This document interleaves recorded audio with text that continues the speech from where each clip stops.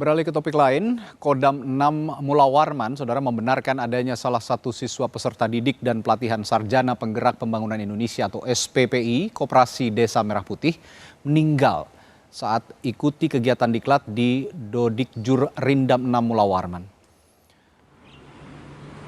Korban merupakan peserta rekrutmen asal Lamongan, Jawa Timur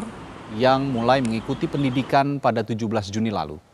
Kapendam 6 Mula Warman Kolonel Infantri Gatot Teguh Waluyo memastikan seluruh prosedur kegiatan telah berjalan sesuai aturan dan menegaskan kegiatan diklat tidak melibatkan aktivitas fisik berat, melainkan dominan proses belajar mengajar di kelas. Mengenai prosedur penanganan saat kejadian,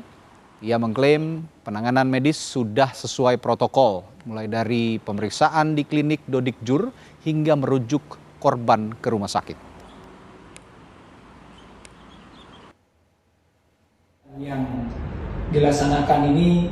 sama sekali tidak melibatkan kegiatan fisik, dalam artian